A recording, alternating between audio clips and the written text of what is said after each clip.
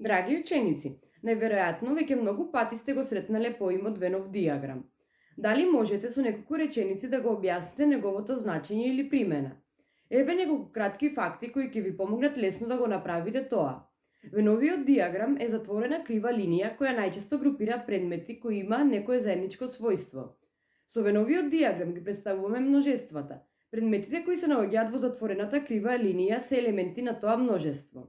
Веновиот диаграм го добил името по англискиот логичар и филозоф Џон Вен кој изумител на диаграмот.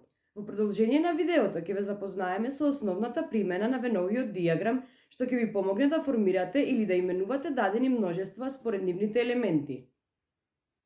За графички да ги представиме заедничките својства на групи предмети, користиме диаграми.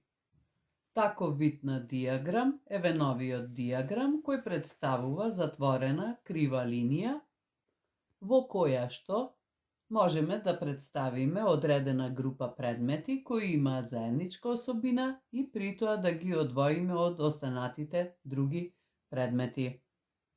Со Веновиот диаграм формираме множества. Да видиме во каков однос можат да бидат две множества. Ако две множества немаат ништо заедничко, тогаш ќе ги представиме со две затворени криви линии кои немаат заедничка површина. Две множества можат да имаат заеднички дел кој припаѓа и на едното и на другото множество. Тогаш затворените линии на двете множества се сечат меѓу себе. Или едно цело множество може да припаѓа на некое поголемо множество.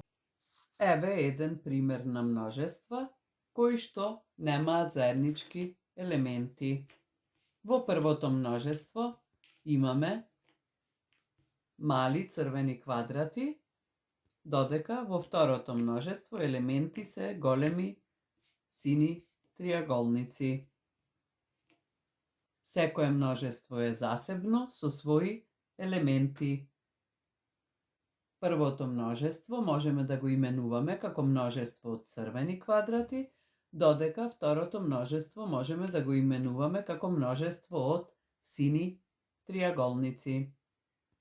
Меѓутоа, иако овие две множества на прв поглед немаат ништо заедничко, сепак можеме да ги ставиме во една поголема затворена крива линија, која ќе биде унија на двете множества, и тогаш можеме да кажеме дека ова множество, кое е унија на двете множества, како елементи има логички плочки.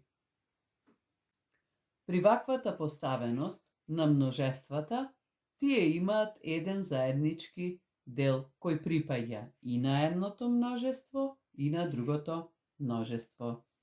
Да видиме еден пример. Ако во ова множество имаме елементи мали квадрати, ако во ова множество елементи се форми на триаголници и правоаголници, тогаш што би можеле да поставиме внатре во заедничкиот дел и на двете множества? Она што може да биде заедничко за двете множества е следното. За да припаѓа на ова множество треба да има сина боја, а за да припаѓа на ова множество треба да има форма на квадрат, што значи заедничкиот простор на овие две множества можеме да го исполниме со сини квадрати. И тоа ќе биде пресекот на двете множества.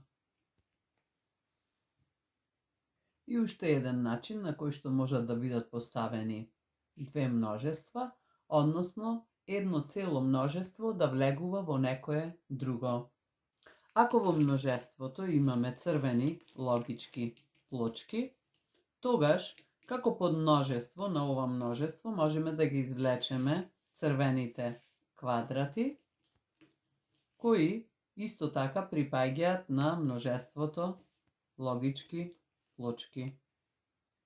Или множеството мали црвени квадрати припаѓа на множеството црвени логички плочки, или тоа можат да бидат триаголниците.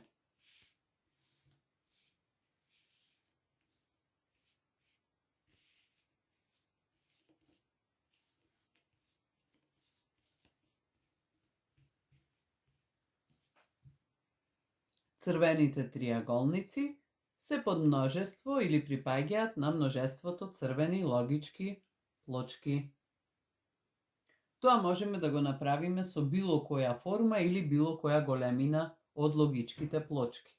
Или во множеството можеме да направиме подмножество само од мали логички плочки.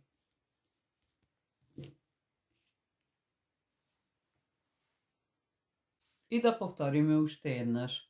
Затворената крива линија со која се означуваат множествата се нарекува Венов диаграм. Веновиот диаграм или множеството се именува со голема латинска буква. Овој Венов диаграм можеме да го именуваме со големата латинска буква А.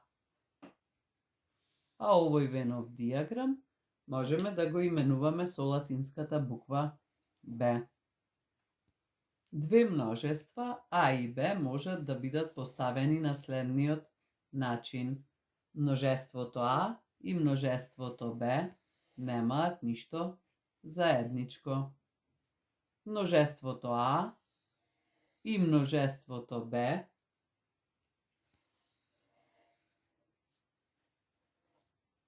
имаат еден заеднички дел во кој што влегуваат елементи со заеднички својства и множеството А може да се наоѓа во множеството Б, односно множеството А да биде подмножество на множеството Б. А сега да покажеме што можеме со Веновиот диаграм.